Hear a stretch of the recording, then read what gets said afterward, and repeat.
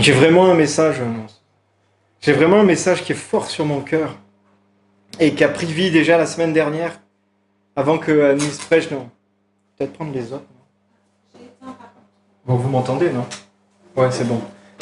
Non, c'est bon, c'est bon. Ce sera mieux. Avant qu'Anne-Lise prêche, j'avais vraiment ce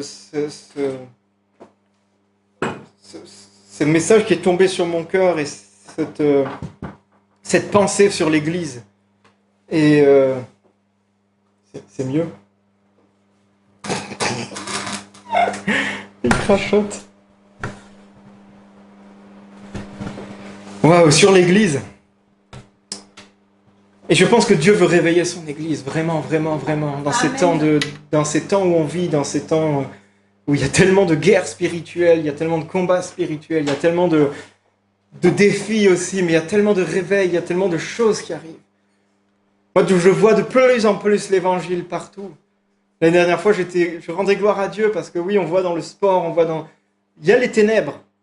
Et Anne-Lise regarde des fois des trucs où on voit les sportifs qui font des incantations, qui font des choses occultes. Mais il y a aussi la gloire de Dieu qui transperce. Et je le vois de plus en plus. Je vois Dieu de plus en plus agir au milieu de nous. Dans une boîte à livres, je vois des évangiles, gloire à Dieu. Alléluia. J'entends des fois des choses, je vois des gens qui se tournent, je vois des gens qui se lèvent parce qu'il y a un réveil qui est en train d'être là. Il y a un ennemi qui est en train d'essayer de contrecarrer ça, mais il y a un réveil qui est en train d'être là. Et Dieu veut vraiment réveiller son Église. Alors ça va pas être un message qui va être fou, j'en sais rien en fait. Des fois je me dis ça va pas être facile à entendre. Je vais peut-être marcher sur les pieds. Je vais peut-être marcher sur vos pieds ce matin, mais Dieu a marché sur les miens. Donc il est hors de question que je garde mes douleurs aux pieds que pour moi. Je vous le transmets aussi. Mais c'est sympa, hein.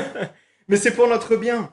Dieu veut vraiment nous réveiller, nous mettre en phase avec son cœur, nous mettre en phase avec son Église, nous mettre en phase avec ceux qui nous demandent. Et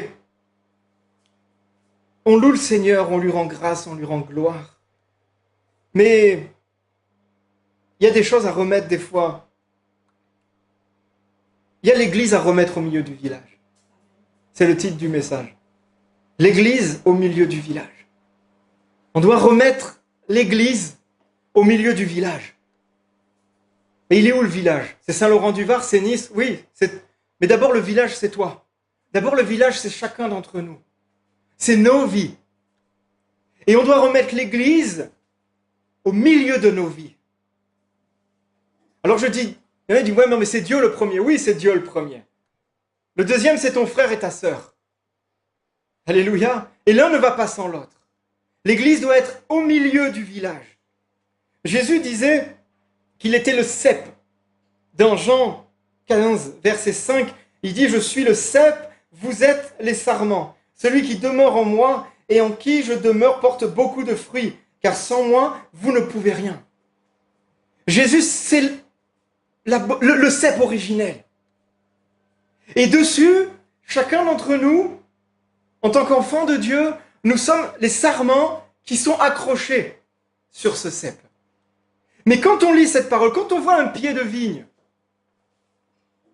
un sarment est lié à un autre sarment par le cep. On n'a pas chacun notre Jésus à nous. On a un Jésus universel qui est commun à nous. Et nous tous, nous sommes accrochés à ce cep. Nous ne sommes pas indépendants. Nous sommes codépendants. Nous sommes co-héritiers avec Jésus, mais avec nos frères et sœurs. Et des fois, j'ai l'impression qu'on vit comme s'il y avait un Jésus pour chacune, une personne, et on dit, il faut que je sois accroché au cep. Oui, il faut que tu sois accroché au cep. Mais il faut que tu sois accroché aussi avec les serments. Il faut que tu sois aussi accroché avec tes frères, avec tes sœurs. Il faut que tu sois aussi accroché à l'Église. Parce que si tu es accroché au cep, il y a d'autres serments aussi qui sont accrochés au cep. Donc, tu es lié à eux. Et on est liés les uns avec les autres. Il y a vraiment, je pense, Dieu qui réveille son Église et qui veut réveiller vraiment en profondeur. Il y a aussi Pierre qui dit qu'on est des pierres vivantes. Et on peut lire ça dans 1 Pierre 2, verset 5. Je sais que je prêche à des convertis. Je sais que je prêche à des convertis. Et des fois, ça m'embête, vraiment au plus profond de mon âme. Je vous le dis. Des fois, je prépare un message, je prépare un truc, j'ai une pensée, et je dis, mais ils le savent. Seigneur. J'ai pas envie de perdre mon temps, j'ai pas envie de rabâcher, j'ai pas envie de dire des trucs pour dire, ah oui, c'est bien, ça m'a fait du bien et tout. Ça m'intéresse pas. Et des fois, prêcher à des convertis m'ennuie profondément. Mais ce matin, je veux prêcher à l'église. Alors je sais que tout ça, vous le connaissez. Mais je veux qu'on se positionne avec un cœur ouvert. Et pour dire, oui, je connais ces paroles. Oui, je sais. Mais pourquoi ça m'est rappelé? Pourquoi ça m'est dit? Pourquoi c'est insisté? Parce que Dieu veut travailler le fond de nos cœurs et veut travailler le fond de nos pensées. Pour nous préparer à quelque chose de grand. Pour nous préparer à quelque chose qui arrive. À quelque chose qui est déjà. Parce que des fois, on se projette tellement qu'on oublie le présent. C'est marqué, Jésus était le même hier, aujourd'hui, éternellement. Donc il y a hier, il y a aujourd'hui, il y a éternellement. Il n'y a pas que éternellement, il n'y a pas que hier, il n'y a pas qu'aujourd'hui, il y a les trois. On est dans le présent aussi. Et tout ce qu'on fait aussi, c'est pour le présent, c'est pour maintenant. Pierre disait, approchez-vous de lui, pierre vivante, rejetée par les hommes, mais choisie et précieuse devant Dieu. Et vous-même, comme des pierres vivantes, édifiez-vous pour former une maison spirituelle, un saint sacerdoce, afin d'offrir des victimes spirituelles agréables à Dieu. Nous sommes des pierres vivantes. Nous sommes ces sarments accrochés à ce cep. Mais nous sommes aussi ces pierres vivantes que Dieu a choisies. Mais Dieu ne les a pas choisies pour les mettre dans un champ.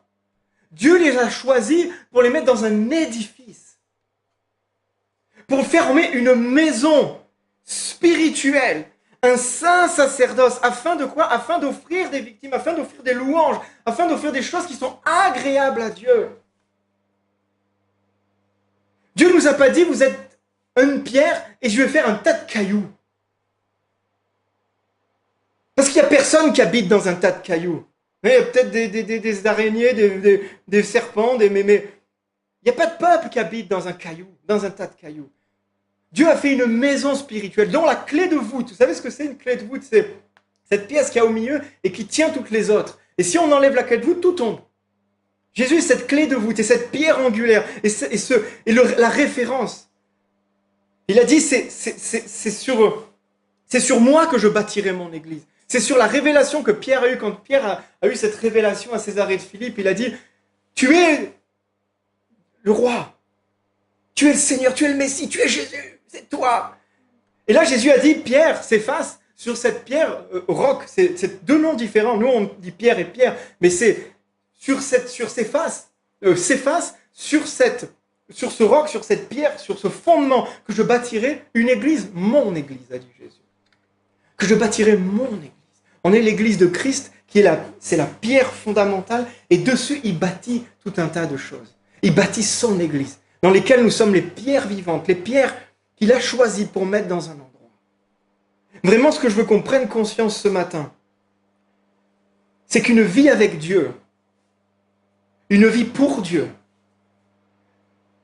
ne peut pas être vécue seule. Alors on est tous là ce matin en église et je voudrais que je presse à ceux qui ne sont pas là ce matin.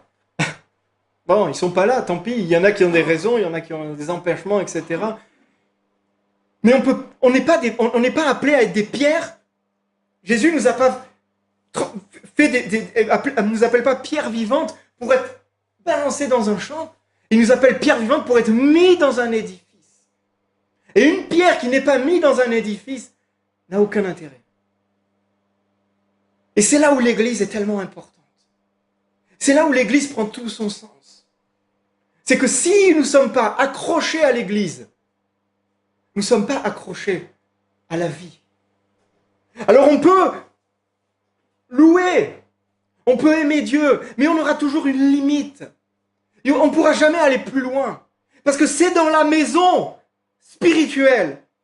C'est là où il y a le saint sacerdoce. C'est là où on amène les victimes spirituelles. C'est là où c'est agréable à Dieu. Alors on doit louer Jésus, on doit louer le Seigneur quand on est seul, oui, qu'on doit prier. Ça réjouit le cœur de Dieu.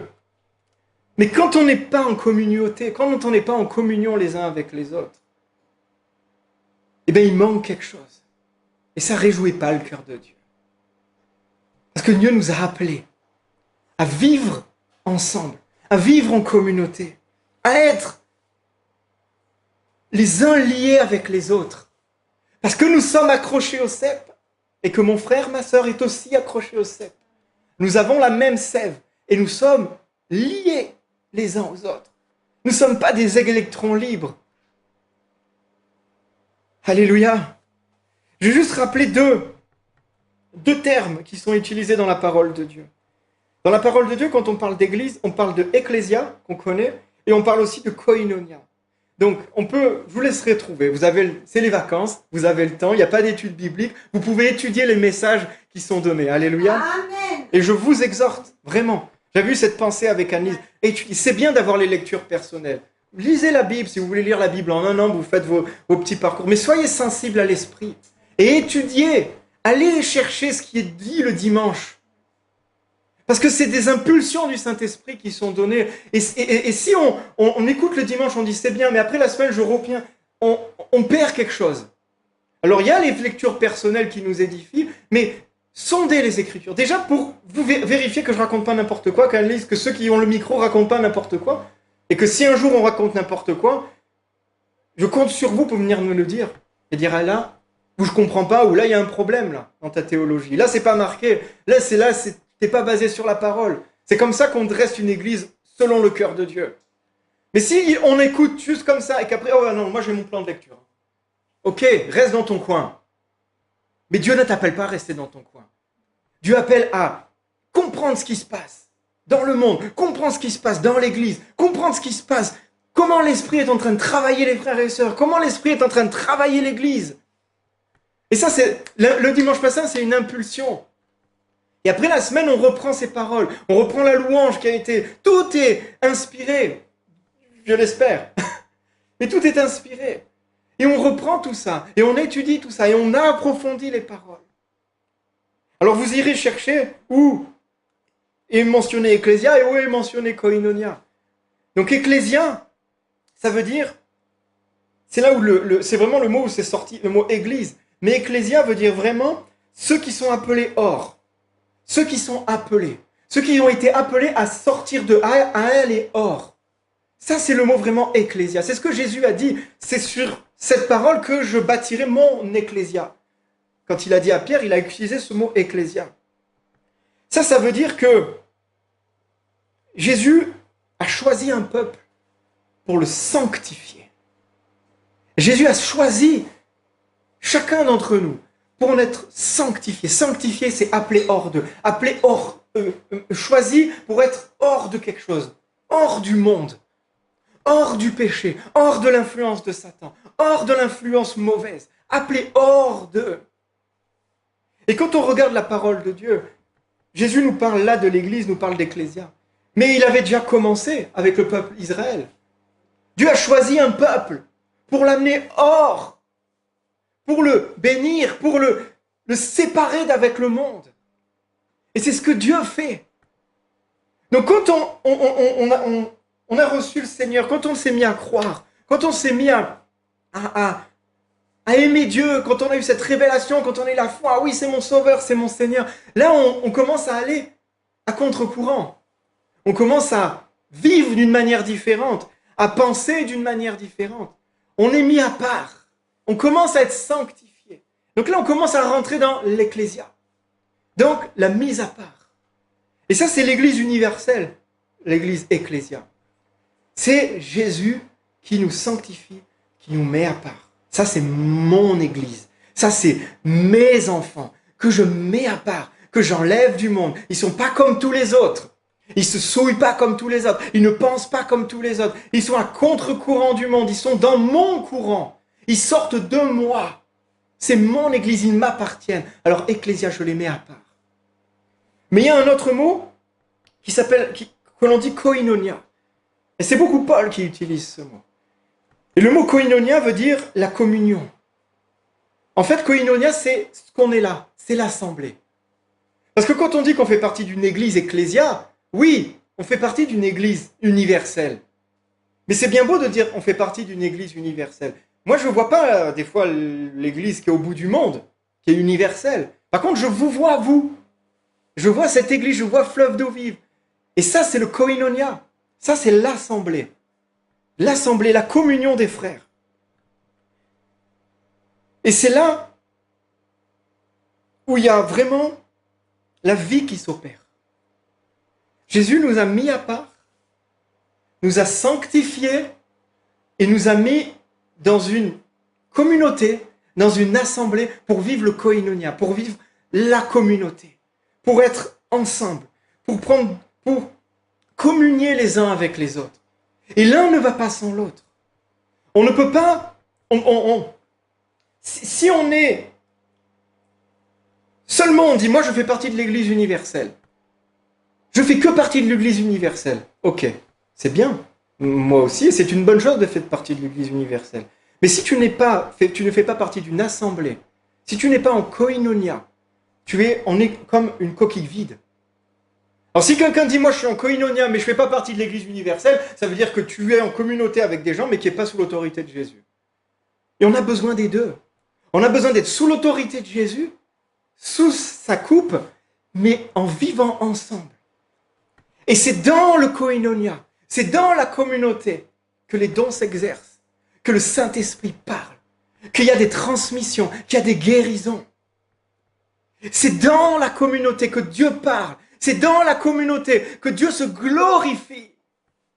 Et ça ne date pas d'hier. On le voit comme il a fait avec Israël.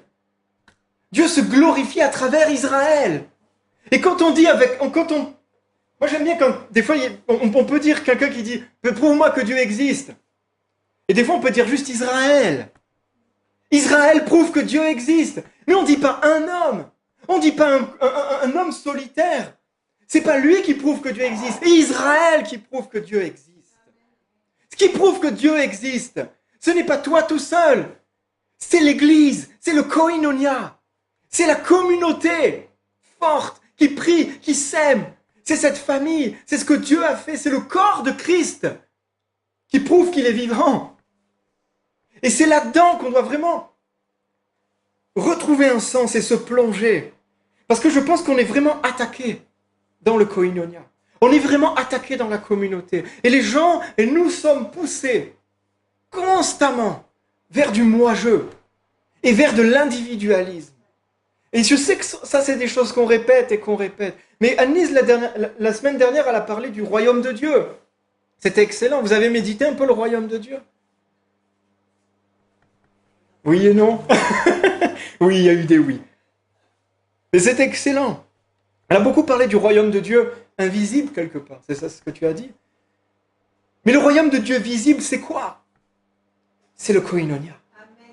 C'est vous. C'est l'Église, c'est l'assemblée, le royaume de Dieu.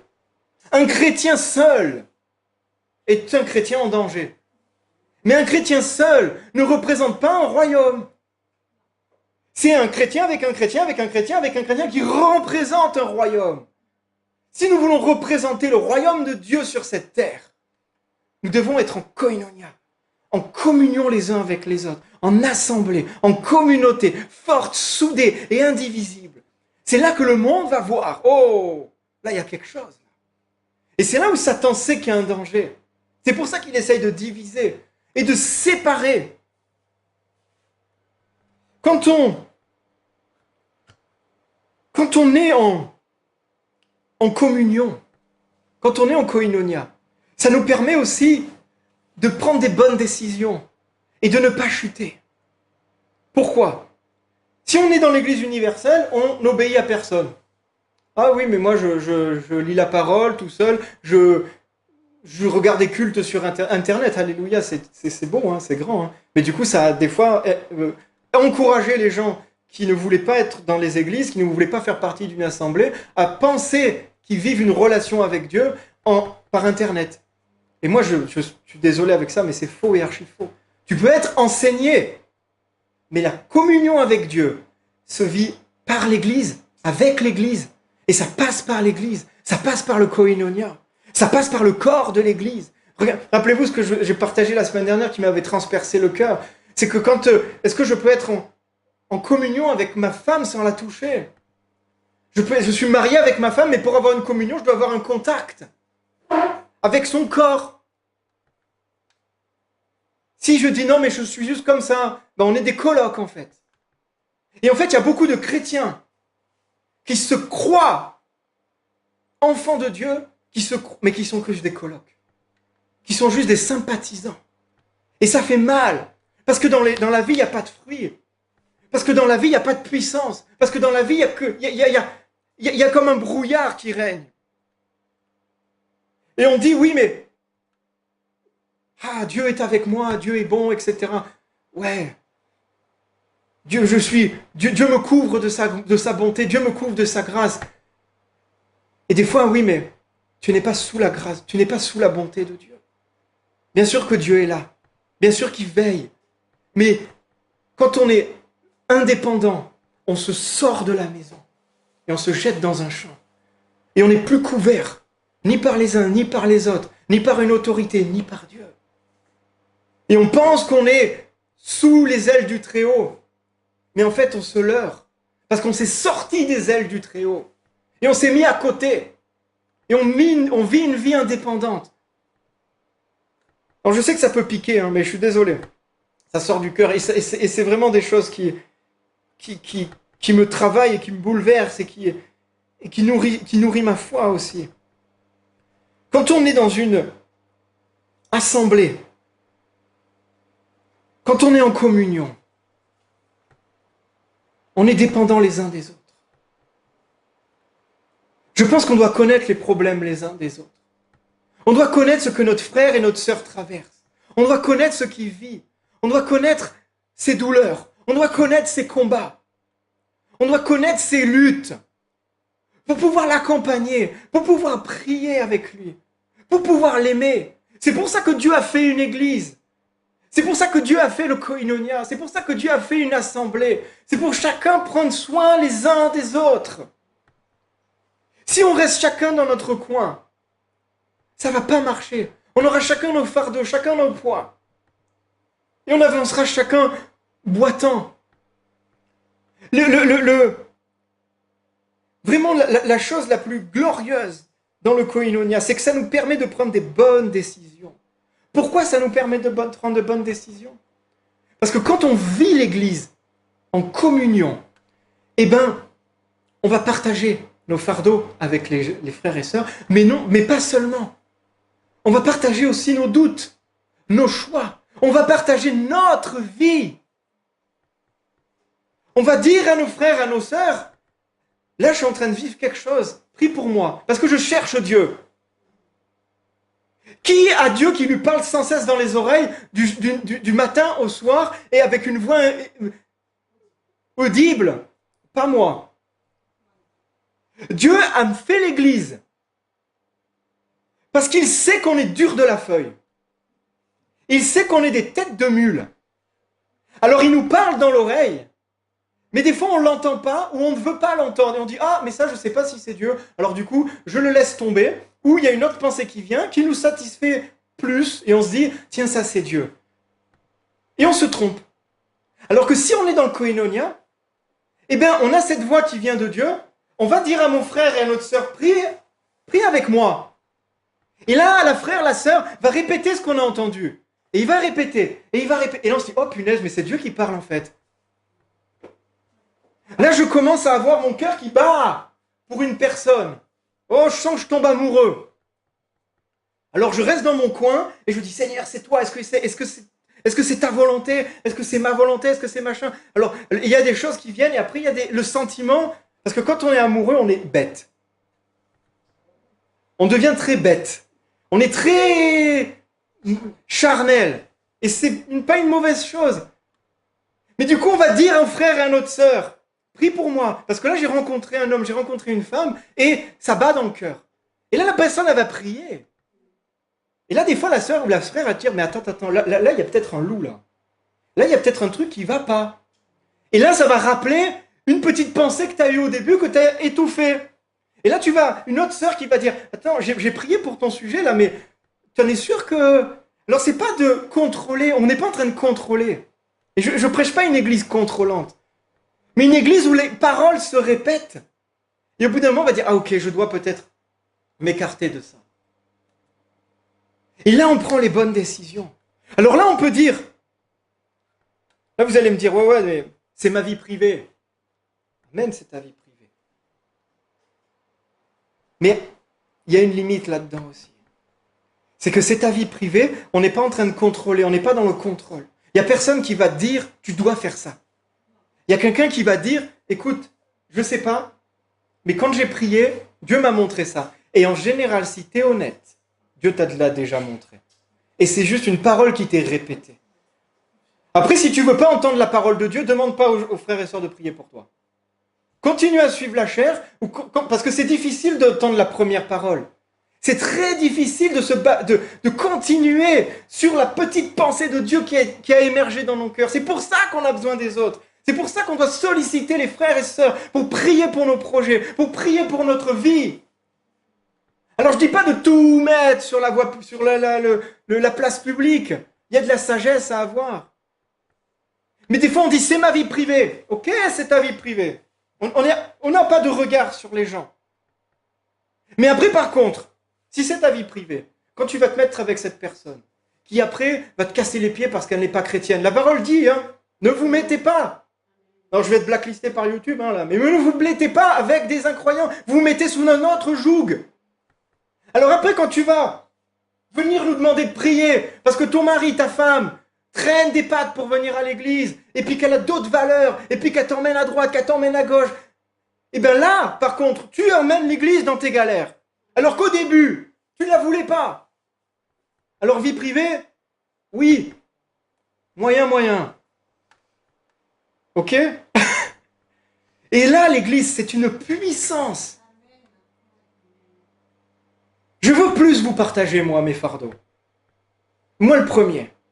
J'ai des choses à vous partager. On vit des choses avec Anne-Lise, là, qui sont pas évidentes. Et je vais vous demander de prier pour nous. J'ai besoin de vos paroles, j'ai besoin de vos prières. Mais ensemble, soumettons nos choix les uns les autres. Soumettons notre vie les uns aux autres. Oui, la vie privée, c'est la vie privée. Il y a des choses qu'on n'a pas à savoir. Il y a des détails. Mais il y a des axes, des fois, où on a besoin de l'église pour vivre ensemble. Parce que, vous savez, qui vit en vous? J'ai été crucifié. Il n'y a plus de moi. Il y a Jésus. Et Jésus, c'est le même. Et Jésus, il navigue. C'est pour ça que Jésus nous a mis dans un corps. Alors quand on veut garder les choses pour soi, c'est parce qu'on est orgueilleux. Et c'est parce qu'on pense qu'on peut s'en sortir tout seul. Et qu'on a la prétention d'entendre Dieu en ligne directe. Mais c'est pas la vérité. On entend Dieu. Et après, on a besoin des frères et des sœurs pour nous confirmer, et pour nous rappeler, et pour nous aider, et pour nous soutenir, et pour nous empêcher, des fois, de tomber. Alors, il faut pouvoir l'entendre après. Il faut pouvoir l'entendre. Ah, j'ai un projet de business, machin et tout. Je le soumets à Dieu, je le soumets à l'église, je le soumets au Koinonia. J'ai un projet d'achat de maison. Alors, pas un projet d'achat de cookies, mais un projet d'achat de maison. Par exemple, quelque chose qui va engager la famille, je le soumets au Koinonia, je le soumets à la communauté. Parce que le jour où je vais être endetté, elle va prier pour moi, la communauté. Et peut-être elle va se cotiser pour me sortir de la galère. On est interdépendants. On est ensemble, on est cette famille, cette communion. Et si on se sort de ça, on se sort de la présence de Dieu, on se sort de la vie de l'esprit, on se sort de quelque chose qui est vital pour nous. Mais voilà. Ta vie, c'est dur à dire, mais ta vie ne t'appartient pas. Ceux du monde, leur vie leur appartient. Nous, notre vie, elle a été donnée à Christ. Amen. Oui ou non?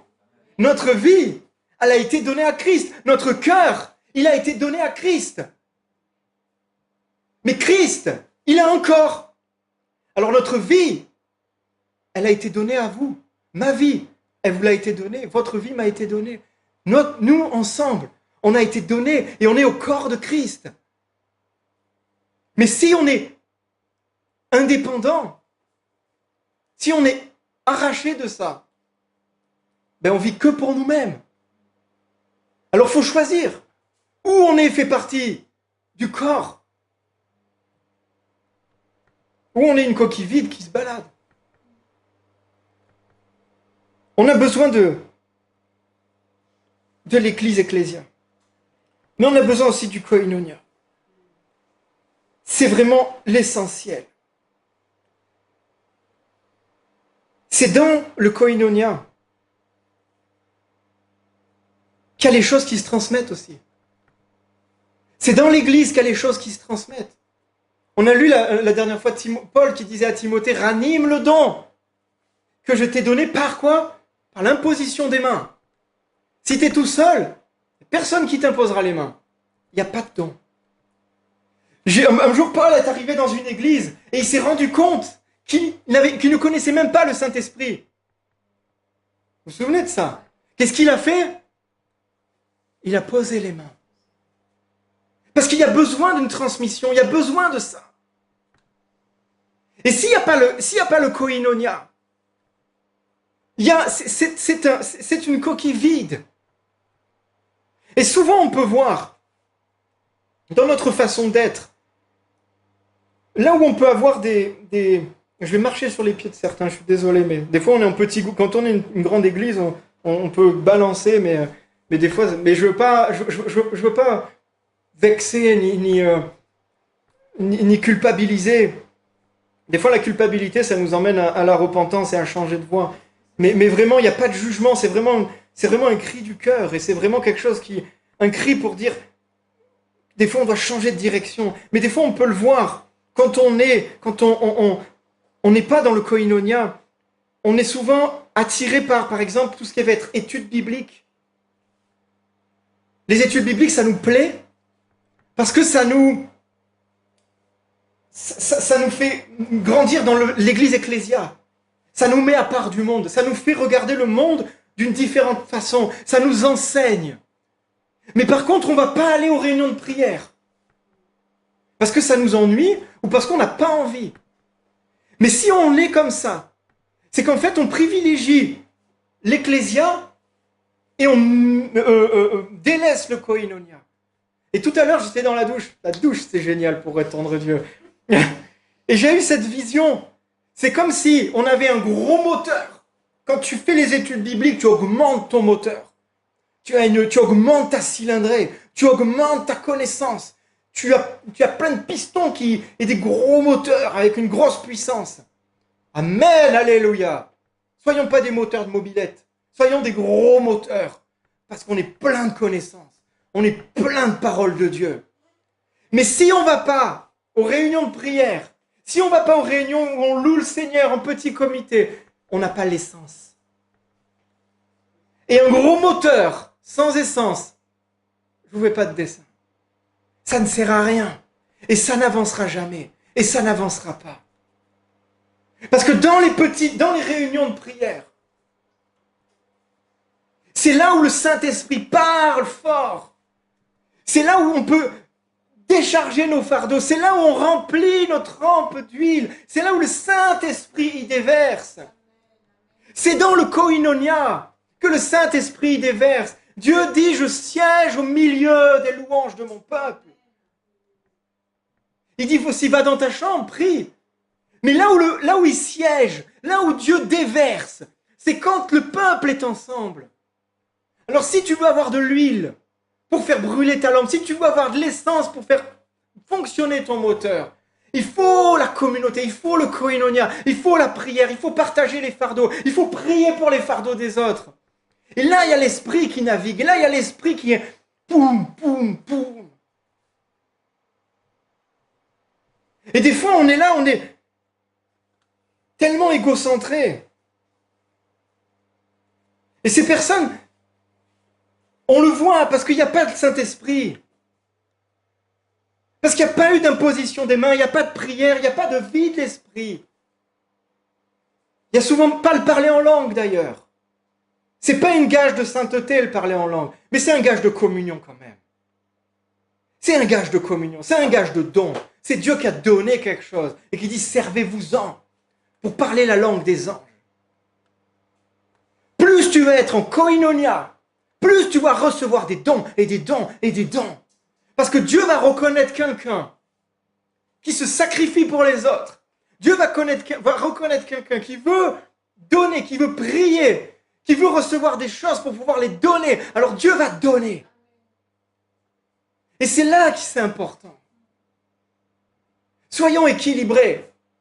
On a besoin de l'ecclésia. On est sous l'autorité de l'église, ecclésia, sous l'autorité de Jésus. Mais on vit constamment. Et l'Esprit parle, et l'Esprit déverse dans le koinonia. Appartenir à Christ. Qui appartient à Christ? On appartient à Christ. Alléluia. Alléluia. Appartenir à Christ, c'est appartenir à son corps. Appartenir à son corps, c'est appartenir à toutes les autres parties de son corps. C'est Colin Urquhart qui disait ça. On l'avait accueilli, on l'avait... c'est un sacré homme de Dieu. Hein. Ça veut dire que si on n'a pas... Là, je vais aller encore plus loin. Ça va? Vous n'avez pas trop encore marché sur les pieds, non, ça va. Si on veut aller plus loin, appartenir à Christ, c'est appartenir à son corps. Si l'Église, si la communauté, si Fleuve d'eau vive, là vous êtes dans Fleuve d'eau vive, ne vous passionne pas, c'est qu'il y a un problème. Si on n'est pas passionné par l'Église, c'est qu'il y a un problème. Et je le dis franco. Moi, des fois, je me dis, Julien, t'es pasteur et des fois, on est humain. Et des fois, on traîne les pieds. J'ai pas envie de prêcher. Parce que j'ai d'autres choses dans la tête. J'ai envie de faire d'autres choses. Hé, Coco, ta vie, elle a été crucifiée avec Christ. Hein. Ce n'est plus toi qui vis, c'est Christ qui vit en toi. Alors, tes petits projets, c'est OK. Je suis content. Mais avant tout, c'est l'Église. Avant tout, c'est moi. Avant tout, c'est le royaume. C'est là où il va y avoir un réveil dans l'Église. C'est là où il va y avoir un réveil dans les cœurs. C'est quand tous les membres soient passionnés par l'Église. On ne fait pas partie d'un club. On ne fréquente pas comme on fréquenterait une copine. Hors mariage, en concubinage. On fréquente quelqu'un. On est marié avec l'Église. On vit pour l'Église. On donne pour l'Église. Pour le corps de Christ. Alors bien sûr, c'est Dieu en premier. Et je ne vais jamais sacrifier ma famille pour l'Église. Il y a un équilibre. Mais des fois, dans cet équilibre, on met tellement le curseur. On dit, ah non, mais c'est d'abord ma famille. La famille peut devenir une idolâtrie aussi. On peut se cacher derrière. Et là, c'est nos cœurs qui doivent être en corrélation. Hein. Dieu a demandé à Abraham de sacrifier son fils, qu'il avait attendu. Alors, est-ce qu'il a le laissé faire? Non, il n'a pas laissé faire. Dieu ne veut pas qu'on sacrifie nos enfants sur l'Église. Et l'Église doit être au centre du village. Et des fois, on laisse passer tellement de choses avant l'Église. Et quand on laisse passer les choses avant l'Église, on laisse passer les choses avant Christ. Parce qu'on laisse passer les choses avant son corps et avant son royaume. Ce qui est visible pour le monde, c'est nous ici. Ce qui est visible pour le monde, c'est l'Église. Le royaume de Dieu, c'est l'Église qui est là. Alors quand on se dit, oh fou, flemme, ce matin j'ai pas envie. C'est pas que t'as pas envie de venir voir des frères et sœurs, c'est que t'as pas envie du corps du Christ. Oh, que ça nous percute ça. Que ça nous percute. Que ça nous fasse réaliser l'importance d'être ensemble. L'importance de l'Église. L'ennemi tape sans arrêt pour briser ça. Pour briser le koinonia, pour briser la communauté, pour briser tout ça. Il tape et il tape et il tape. Et c'est pas nouveau. Anne-Lise m'avait fait remarquer ça la dernière fois. Ça passe vite. J'aimerais bien qu'on prie après. Dans Exode 8, dans Exode 5, verset 8. Je vais chercher Exode. Exode 5, verset 8. On voit donc toute cette partie où Moïse et Aaron vont chez le Pharaon et voilà, dit, laisse partir mon peuple, etc. Et il y a cette parole qui est intéressante. On peut le lire au partir du verset 6. En ce jour même, Pharaon donna cet ordre aux inspecteurs du peuple et aux commissaires. Vous ne donnerez plus, comme auparavant, de la paille au peuple pour faire des briques, qu'ils aillent eux-mêmes ramasser la paille. Vous leur imposerez néanmoins des quantités de briques qu'ils faisaient auparavant. Vous n'en retrancherez rien, car ce sont des paresseux. Voilà pourquoi ils crient en disant « Allons offrir des sacrifices à notre Dieu. » Que l'on charge de travail ces gens, qu'ils s'en occupent, et ils ne prendront plus garde à ces paroles mensongères. Qu'est-ce qu'on peut voir là, ici, en fait? Il y avait un peuple. Il y avait un peuple hébreu. Il y avait un peuple choisi. Il y avait un peuple qui vivait. Il y avait l'Ecclésia. Dans Goshem, c'était à Goshem, je crois, qui vivait à Goshem. Il y avait l'Ecclésia. Mais il n'y avait pas de koinonia. Alors ils se sont dit au Pharaon, on veut partir pour vivre le koinonia. Parce qu'on est un peuple appelé, on est un peuple choisi. Et donc on veut aller dans le désert pour offrir des sacrifices à Dieu. On veut venir le dimanche matin louer Dieu. On veut être ensemble pour adorer ensemble notre Dieu. On a besoin d'être ensemble. Et Pharaon, qu'est-ce qu'il a dit là? Il a dit chargez-les de travail. Chargez-les de travail. Ce qu'il a voulu, ce n'est pas qu'ils ne croient plus en leur Dieu. Ce qu'il a voulu, c'est qu'ils ne se réunissent pas. Ce qu'il a voulu, c'est qu'ils ne se mettent pas ensemble dans un même lieu pour adorer le même Dieu. Et ça, c'est Satan qui est derrière. Ça, c'est une destruction de l'ennemi. Alors, il va te donner des passions dévorantes. Il va te donner un travail dévorant. Il va te donner plein de choses. Ah, mais il faut que je fasse ça. Ah, il faut que je fasse ci. Hé, réalise.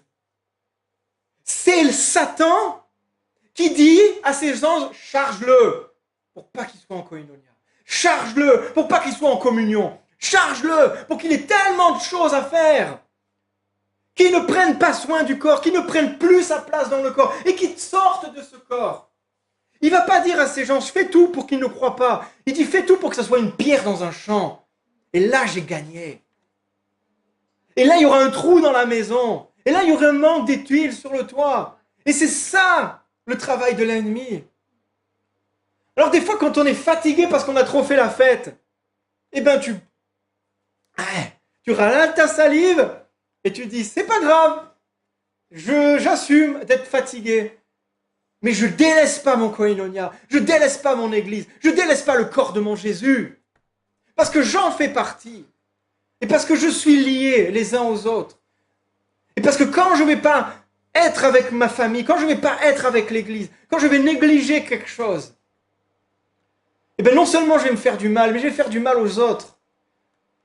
Parce que l'autre, ils vont voir un serment mince. Il y a le serment là qui est en train de sécher. Et un serment qui sèche, des fois, il tire la sève. Hein. Les sarments, pardon. Le sarment, il tire la sève et il a besoin d'être nourri. Toi, tu es à côté, tu pries.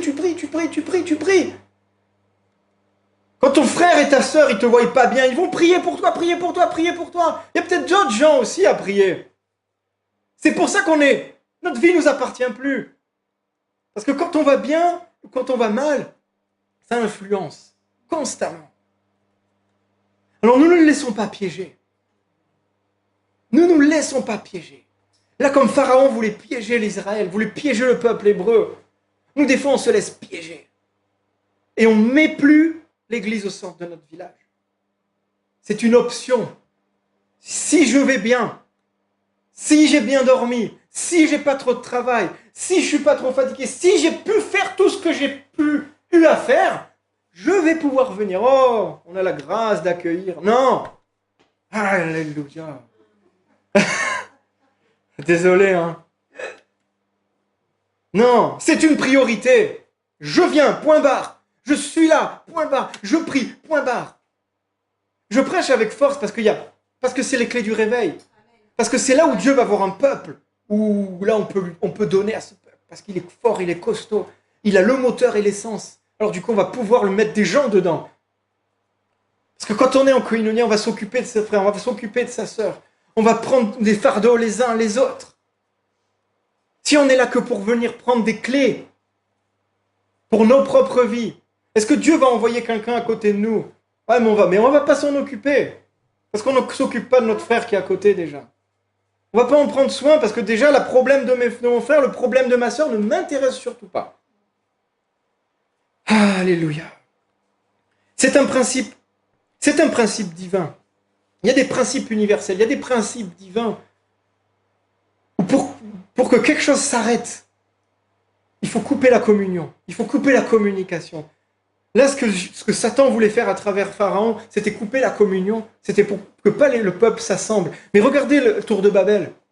Là, c'est pas Satan, c'est Dieu. Il faisait un édifice qui déplut à Dieu. Et est-ce que Dieu a envoyé une foudre? Non. Il a confondu les langues. Et quand les langues ont été confondues, les hommes ne pouvaient pas être en communion, ne pouvaient plus se comprendre. Alors du coup, ils se sont écartés les uns des autres. Et une fois qu'ils se sont écartés les uns des autres, la construction s'est arrêtée. C'est un principe universel. Si on veut qu'une construction s'arrête, on isole les gens. Et on dit non mais fais ton chose de ton côté. La religion, ton Dieu c'est toi et toi seul. Mensonge. Prie que dans ta chambre, mensonge. Prie que comme ça dans ton mensonge, tu t'isoles. Et la construction s'arrête. La foi n'est pas quelque chose qui se vit seul. Si on pense vivre notre foi seul, on se trompe. Et on n'appartient même pas à un corps. Alors qu'est-ce qu'on peut se réclamer de Jésus si on n'appartient pas à son corps? Ça va loin. Ça va très loin. Et ça va dans les profondeurs. Ça va. On remet beaucoup de choses en question.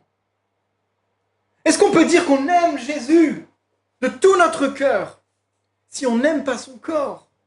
Est-ce que je peux dire j'aime ma femme de tout mon cœur, mais j'aime pas son corps? Il y a un malaise, hein? Il y a un problème. Elle va pas se sentir aimée. Eh bien, des fois, c'est ce qu'on fait à Jésus. Jésus, je t'aime. Alléluia. Tu me guides, tu me conduis, machin et tout. Oh, par contre, sur ton corps. Et Jésus dit, ah ouais, mais bon,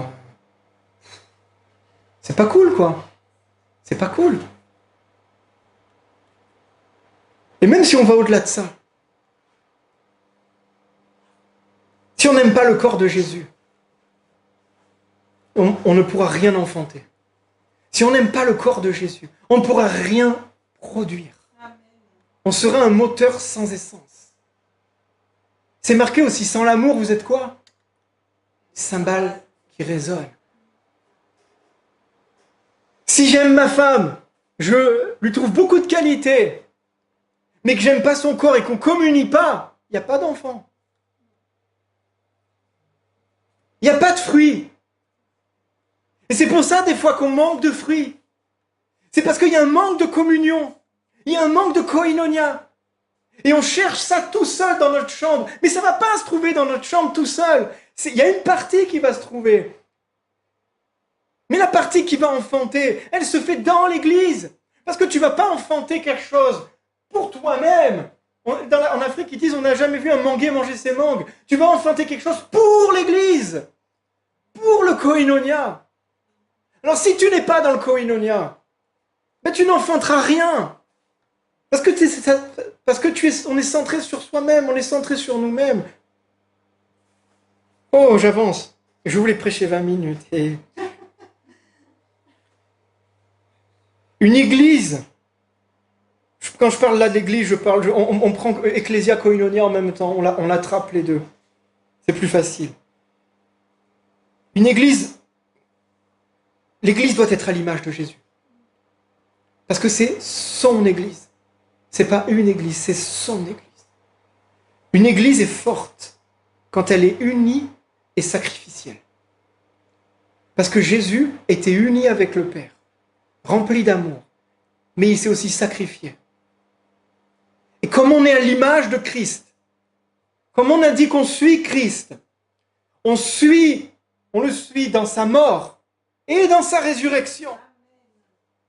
Alors si l'Église n'est pas sacrificielle, elle n'est pas à l'image de Jésus.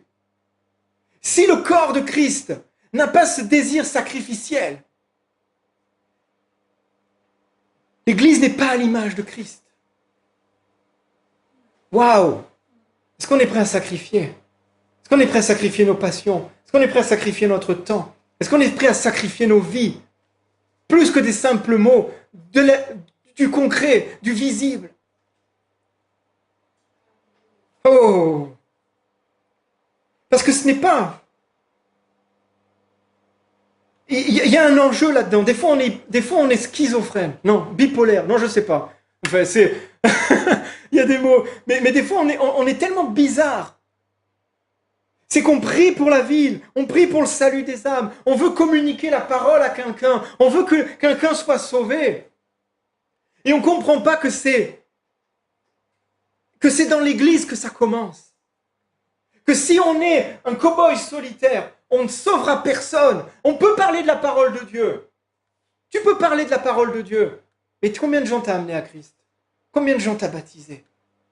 Combien de gens sont passés de la mort à la vie? 0? 1? Gloire à Dieu si c'est 1. Je me réjouis, les anges se réjouissent. Mais souvent c'est 0. Pourquoi c'est 0? Parce qu'en fait, il y a le moteur, mais il n'y a pas l'essence. Parce qu'en fait, il y a la théologie, mais il n'y a pas la vie.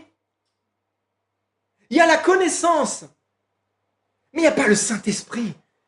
Il n'y a pas les dons. Parce que les dons se trouvent dans le koinonia, les dons se trouvent dans le sacrifice. Les dons se trouvent dans l'église. Se trouvent là, là-dedans. C'est pas une pression pour dire faut sauver, mais des fois, waouh, des fois il faut se remettre à l'évidence. Parce qu'en fait, on a un cow-boy solitaire. Et un cow-boy solitaire, il amène personne. Jésus, il a dit, allez, faites de toute nation des disciples, baptisez-les au nom du Saint-Esprit, faites des disciples. C'est-à-dire que quand tu vas parler à quelqu'un, alors oui, tu vas proclamer la parole de Dieu.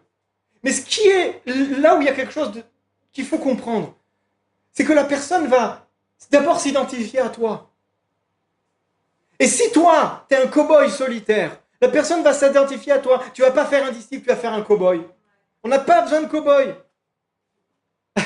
On n'a pas besoin d'électrons libres, on n'a pas besoin de pierres dans les champs. Alors que si tu es dans le koinonia, eh ben, tu vas parler à la personne va voir l'église. Et c'est l'église qui va convertir la personne. C'est l'église qui va être le témoin de la gloire de Dieu. C'est l'église qui va être témoin que là, il y a un royaume. Et cette pierre, elle va venir dans le royaume. Et Dieu va donner des dons pour que tu fasses venir les pierres dans ce royaume. Il n'y a pas des fois à parler. Il n'y a pas des fois à dire, là je vais lui dire ça, là je vais dire ça, là je vais placer ci. Abandonne tout ça, abandonne. Abandonne. Abandonne. Vis, glorifie Dieu. Soit dans la koinonia, soit dans l'église. Reçois les dons du Saint-Esprit qui sont déversés dans l'église.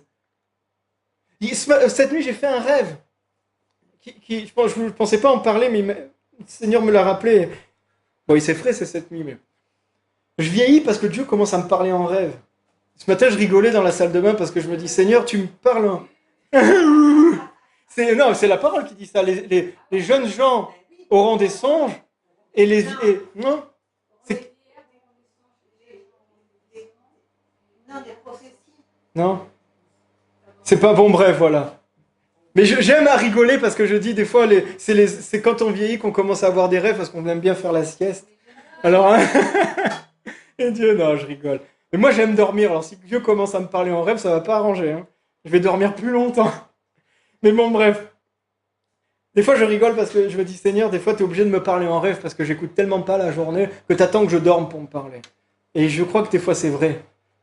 Des fois, c'est vrai. On a tellement de choses, des brouillards dans la tête. Et il faut s'occuper de ci, et les machins, et les trucs, et les sous, et les voitures, et il y a un brouhaha.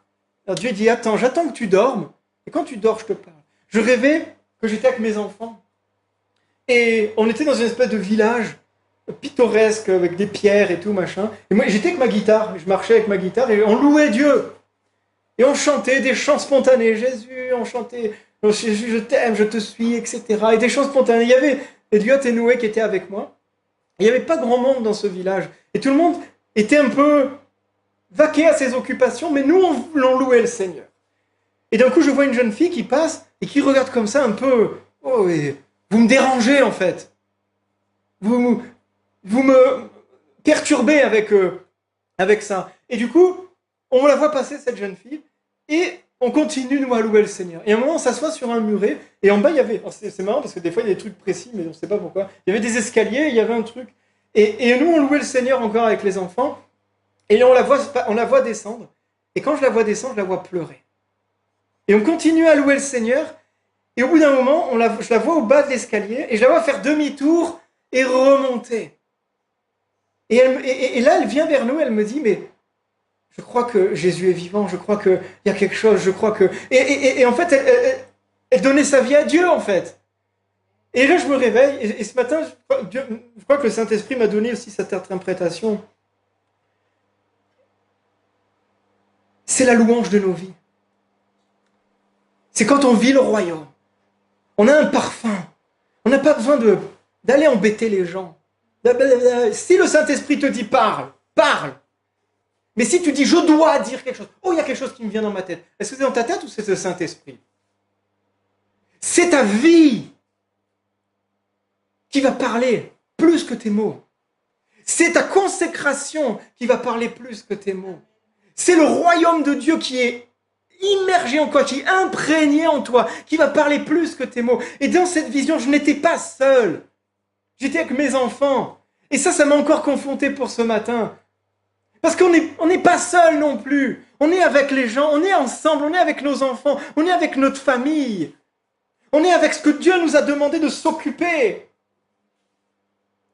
Tu es dans cette église, alors regarde ton frère et ta sœur. Et Dieu t'a dit, occupe-toi de lui, occupe-toi d'elle. Ah, je veux pas? Ok.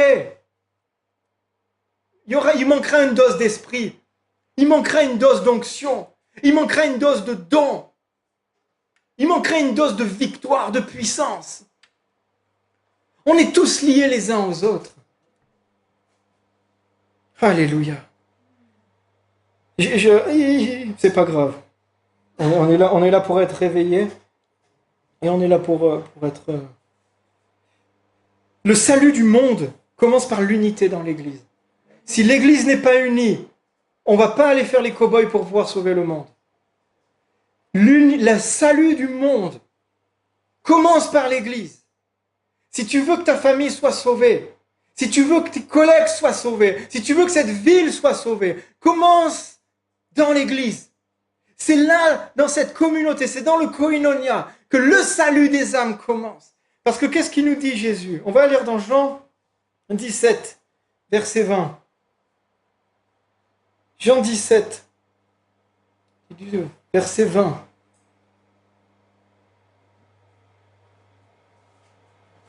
Ce n'est pas pour eux seulement que je prie, mais encore pour ceux qui croiront en moi par leur parole, afin qu'ils soient tous éparpillés?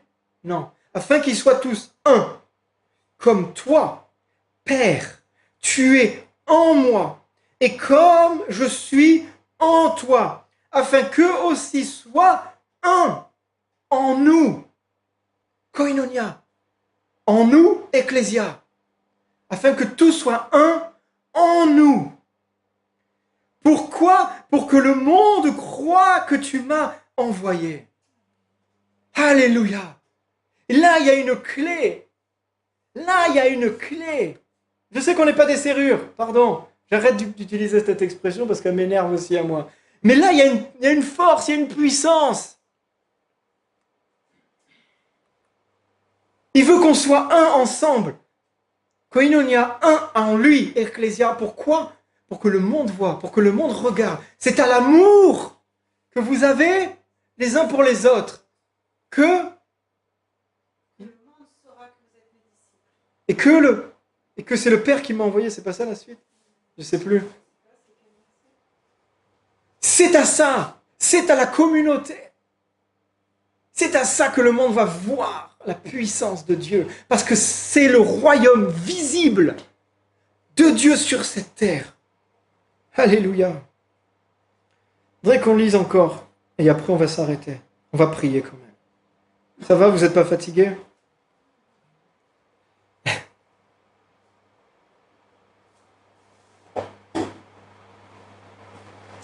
C'est dans quoi?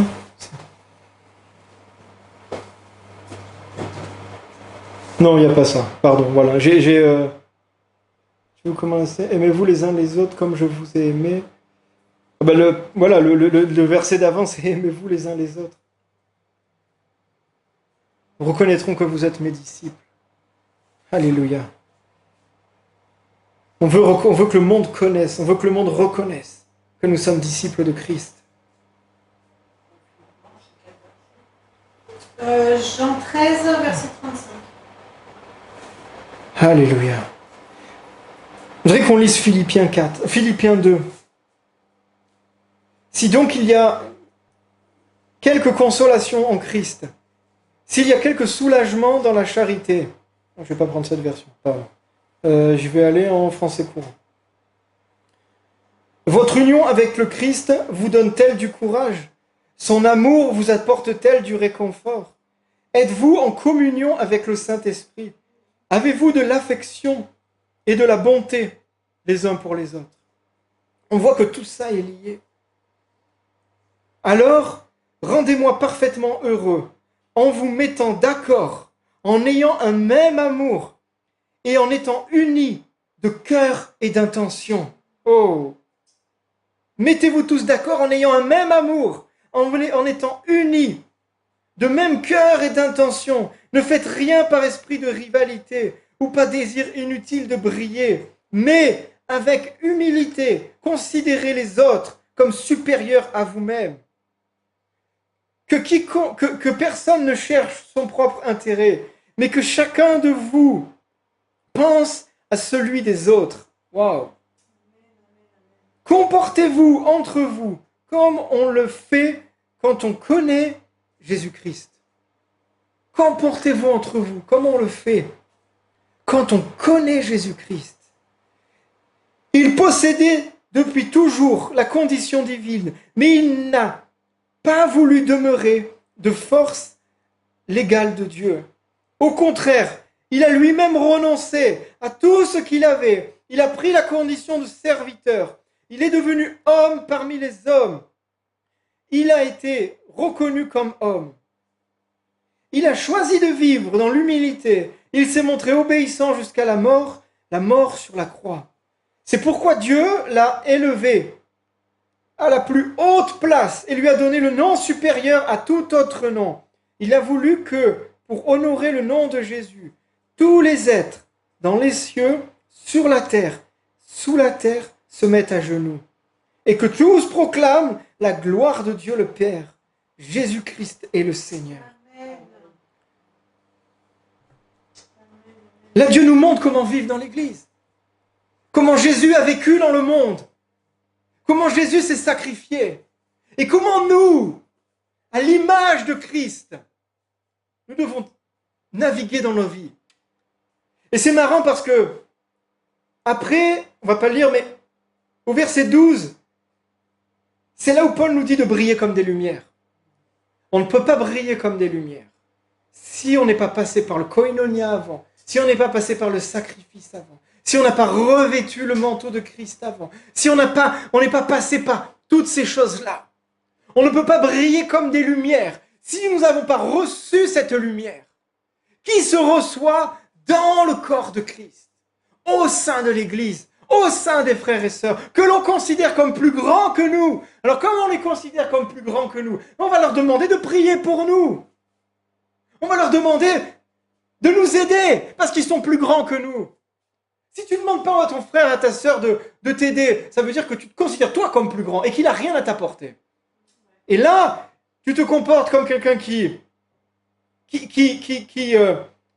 comme il a été dit, qui cherche son propre intérêt et qui veut briller, qui n'a pas d'humilité, qui se considère supérieur. Parce que tu n'as pas besoin des autres. Moi, c'est bon, moi tout seul j'ai suffi, j'ai pas de problème. J'ai mon œil.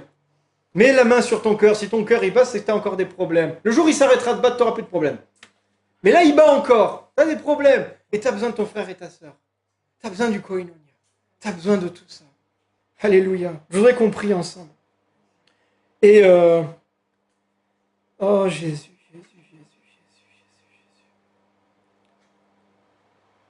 Je voudrais qu'on soit honnête avec nous-mêmes, qu'on soit honnête avec notre cœur. Où est l'église dans ton village? Avant, les villages se faisaient autour de l'église. Alors je sais, c'est un bâtiment, c'est très catho, machin et tout, mais on est libre et on prend les images comme à la gloire de Dieu. Mais il y avait ce symbole. Il y avait ce clocher qui montait. Et peu importe où tu étais dans le village, tu voyais le clocher et tu entendais la cloche qui sonnait. Parce que l'église était au milieu du village. Alors on veut mettre l'église au milieu du village de Nice. Amen. On veut que Christ soit au milieu de Nice. Amen. Mais si nous, chacun individuellement et en communauté, l'église n'est pas au milieu, est-ce qu'on peut donner à quelqu'un quelque chose qu'on n'a pas? Donc nous, dans nos vies, l'église doit être au milieu. Alors, connais aussi cette repentance devant le Seigneur. Le Seigneur n'est pas venu pour condamner. Il est venu pour sauver. Si ce matin on a notre cœur qui se tord un peu, c'est parce que Dieu travaille aussi. C'est parce que Dieu te cherche. Et Dieu t'appelle à vivre autre chose. Et là, vraiment, si on peut visualiser ce village et cette église comme notre cœur, comme notre vie, où est l'église? Où elle se situe? Quelle est la chose? Le Saint-Esprit révèle. Le Saint-Esprit révèle. Le Saint-Esprit révèle dans les cœurs ce matin. Quelle est la chose qui est au centre du village? Où est l'église? Est-ce que tu l'as mis en périphérie à côté de l'IKEA et de la salle de fitness? À côté du McDo, elle est l'église. Dans les activités. Est-ce que l'église est dans les... Si j'ai le temps? Ou est-ce qu'elle est au centre du village? Où il n'y a pas une minute? Où il n'y a pas une journée? Où je la vois? Où je pense à elle? Où je prie pour elle? Où je la désire? Où je l'entends? Où elle est? Où elle se situe? Le corps de Christ ne doit pas être en périphérie de ta vie. Le corps de Christ doit être au milieu de ta vie, au centre de ta vie.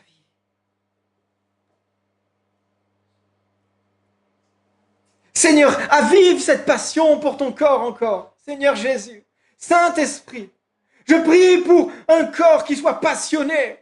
Je prie pour un corps qui s'aime. Je prie pour que les blessures soient guéries aussi. Et que ce ne soit pas des fausses excuses en disant « Ah ouais, mais moi j'ai tellement été blessé par l'église. Oh, tu as des fois été insulté par un conducteur de voiture, mais tu conduis toujours ta voiture. » Ce n'est pas la raison. Mensonge. Il y a des comportements qui ne sont pas bons dans l'église. On les condamne et on les chasse. Mais il y a des comportements qui sont bons. Et l'église, c'est le corps de Christ. Et on ne peut pas aimer quelqu'un sans aimer son corps. Dieu ne veut pas des sympathisants. Dieu ne veut pas des gens qui fréquentent. Dieu veut des membres attachés, soudés, vivants, influents. Merci Seigneur. Qu'on puisse prier les uns pour les autres, pour que l'Église soit une passion, pour que l'Église soit un feu. Alléluia. Alléluia. Je prie que l'Église soit un feu dans les familles, soit un feu dans la ville de Nice. Seigneur, on se repent, Seigneur Jésus, de tout ce qu'on peut faire passer avant toi, de tout ce qu'on peut faire passer avant ton corps. Seigneur, on se repent, je me repens, Seigneur, de tous ces moments où la relation avec toi n'est que égoïste. Ce n'est que Seigneur, donne-moi, Seigneur, guéris-moi, Seigneur, fais ci, Seigneur, fais ça. Et en fait, Seigneur, je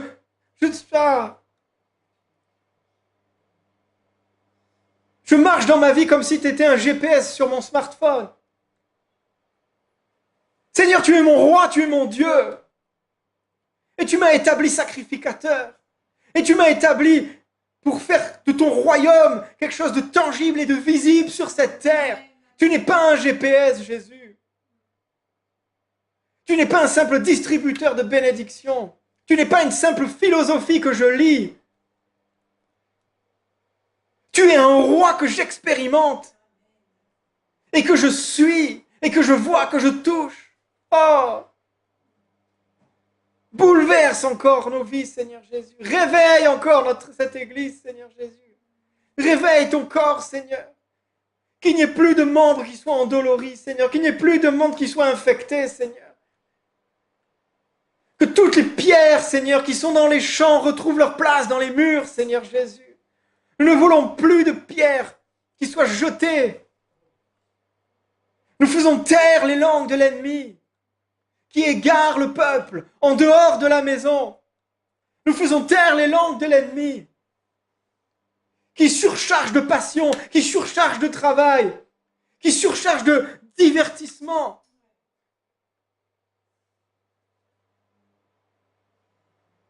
Qui sont là juste pour nous couper de ta relation, qui sont juste là pour nous couper de ton corps. Seigneur Jésus, je prie pour que tous ces sarments reviennent à être accrochés au cep.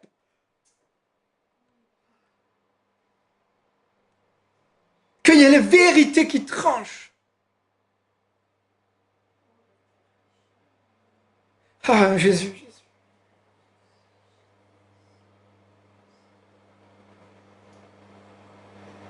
Il y a vraiment encore cette notion de...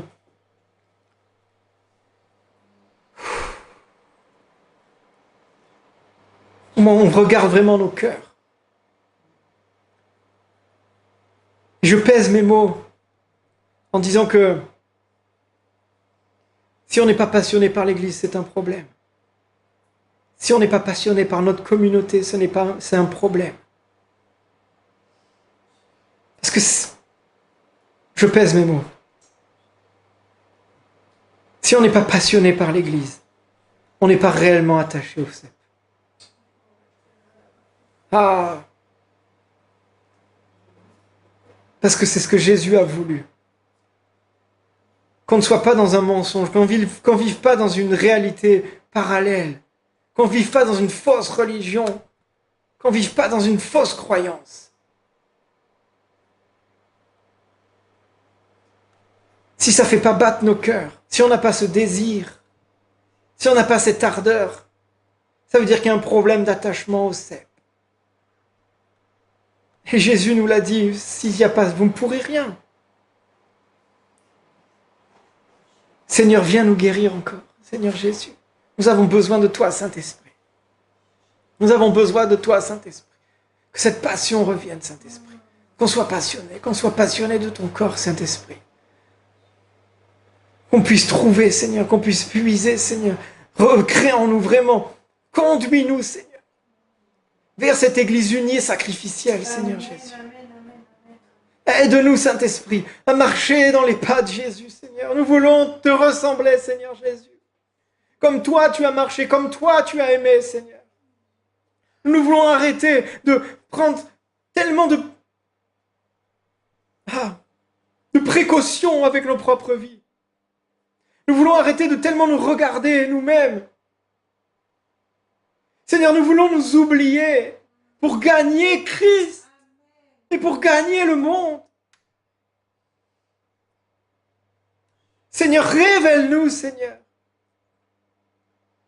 qu'il y a tellement plus à gagner, qu'il y a tellement plus à découvrir, qu'il y a tellement plus, Seigneur. Aide-nous, révèle-nous, Seigneur. ce que tu fais, tout ce que tu es, Seigneur. Oh Jésus, viens encore nous bouleverser, viens encore nous bouleverser.